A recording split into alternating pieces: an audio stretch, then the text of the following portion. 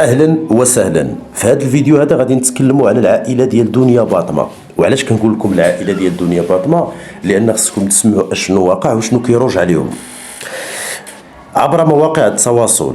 كيروج بان من بعد ما خرجوا التسجيلات او التسريبات لقبيبو، كتعرفوا بان ديك التسجيلات اللي كانوا خرجوا لقبيبو مؤخرا فاللي بزاف متابعينا الكرام واللي لحد الان تيقولوا بان واش هذا السيد هذا بالفعل كما كنسمعوا غادي يتجر للمساءله القانونيه ام ليس، لان غادي يتجر المساءله القانونيه.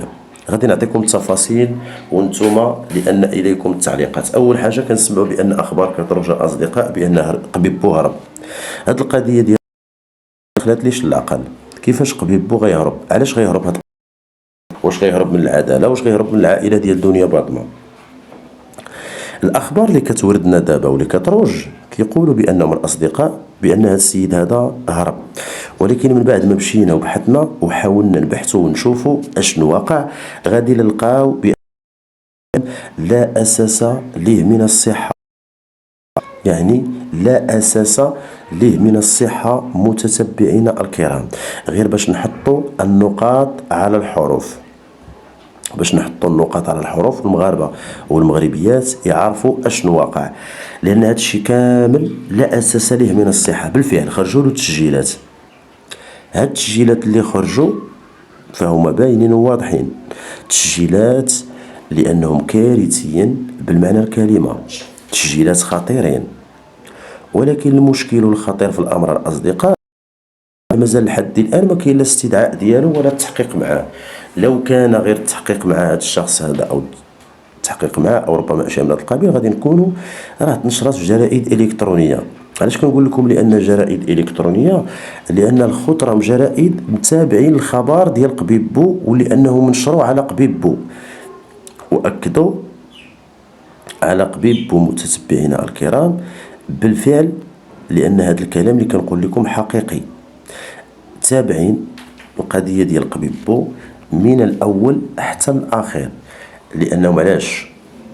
لان الجرائد الالكترونيه كتقول بان تم تسريب تسجيل لقبيبو اللي هو الزوج ديال ابتسام باطمه، هو يتكلم ويقول بان بعد الكلام اللي هو قاصح في ذاك التسجيل الاول زائد اكثر من هذا التسجيل الاول غادي يظهر تسجيل اخر اللي هو كيتكلم على العائله ديالو. هذاك ممكن لانه يقدر يكون سبب له في مشاكل، هذاك ممكن لان غيقدر يكون سبب له في مشاكل مع العائله ديال دنيا باطمه، لان ما كانش عليه يجبد الاسماء وما كانش عليه يجبد العائله ديالو، لان هذوك نسابو ما يمكنش غادي يجبدهم ويتكلم عليهم بهذيك الطريقه. ولكن المشكل هو لحد الان لان هادشي ما خارجش لمواقع التواصل، هادشي كامل فقط لان سمعنا راه يجري في الكواليس، يعني نايضه بعضياتهم. ولكن المشكل والخطير في الامر اللي لحد الان راه ما كاين والو، غير فقط لان كلام يروج عبر مواقع التواصل. والكلام اللي كنسمعو كيروج فهو الاخطر، ها هو هرب، ها هو اعتقلوه، ها هو التحقيق، ها هو داروا له، وهادشي كله راه مازال ما كاين منه والو. اللي كاين دابا الاخوان والاخوات واللي خصكم تعرفوه هو هاد قبيبو هذا، واللي خص المغاربه يعرفوا هادشي، هو قبيبو الاخوان والاخوات، لأن ما يروج كان جد صادم. وغنقولها لكم لأن قبيبو طاح في مشكل اللي هو خايب مع العائلة البطموية، لأن من بعد هادشي راه ما غيقدرش يدوزوه له، هادشي راه ما غيقدرش يدوز، وهادشي راه ممكن لأن غادي يقدر، لأن تانا ما كانش مساءلة قانونية.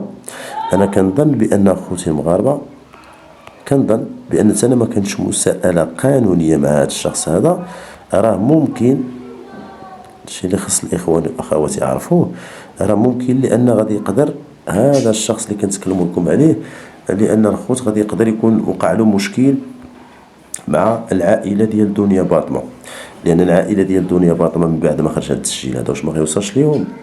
راه من طبيعه الحال غيوصل ليهم الاخوان. هادشي راه غير باش نكونوا كنحطوا النقاط على الحروف، لان هذا الشيء غيكون وصل ليهم وغيكون عرفوا بان اشنو قال عليهم قبيبو.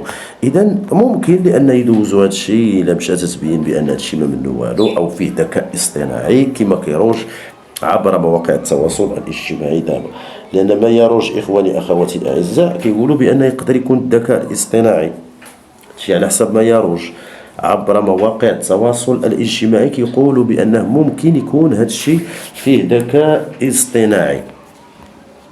ولكن واش بالفعل غادي يقدر يكون هذا الشيء ذكاء اصطناعي؟ فنحن ننتظر بفارغ الصبر نعرفوا اشنو وقع وشنو غيخرجوا هؤلاء الاشخاص على اللسان ديالهم. واش لان غيخرجوا بشي ستوري ويأكدوا بان هذا الشيء لا اساس له من الصحه، واش غيأكدوا بان هذا الشيء اللي كيتقال او هذا الشيء اللي كيروج فهو حقيقي 100%. فنحن ننتظر، لان ما كاينش شي رد من العائله ديال دنيا باطنه، ما كاينش شي رد من هذه العائله بخصوص لان راه واقع مشكل معهم. للحد الان ما كاينش شي خبر اللي هو يؤكد بان هادشي اللي كنقول لكم الخوت راه صحيح. واش عندهم مشكل واش ما عندهمش مشكل معاه؟ يعني ما كاينش شي خبر اللي هو موثوق منه. هذا هو اللي بغيت نوضح لاخواننا واخواتنا الاعزاء، راه ما كاينش شي حاجه اللي تؤكد لان الخوت كاين شي مشكل. هذا اللي خص الاخوان والاخوات يعرفوا.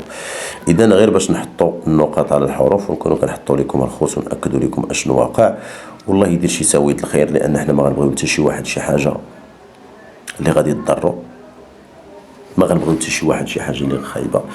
وبالفعل لان هذا الشخص هذا القانون هو اللي غيدير الخدمه ديالو. فاحنا نحن اليوم وكنقولها وكنعاود نكررها، راه ما يمكنناش اخواني اخواتي الاعزاء نقولوا شي حاجه من غير هذا الشيء، لان هذا قبيب بوهذا كاين اخبار كتروج عليه بزاف، والعديد من الاخبار اللي كتروج عليه حاليا عبر مواقع التواصل الاجتماعي. وهذا الشيء اصبح واضح متتبعينا الكرام، يعني في انتظار نوصلوا لكم الخوت اشنو واقع. والله يدير شي تاويل تاع الخير. هادشي اللي كيوصلنا كنحاولوا نشروا معكم في اطار كنحاولوا نوصلوا معكم داكشي كما هو، والتعليق ديالكم في اسفل الفيديو. مع السلامه الاخوان، الى اللقاء، حياكم الله. ما تنساوش اللايكات ديالكم والبارطاج فضلا وليس امرا باش توصلوا بكل ما هو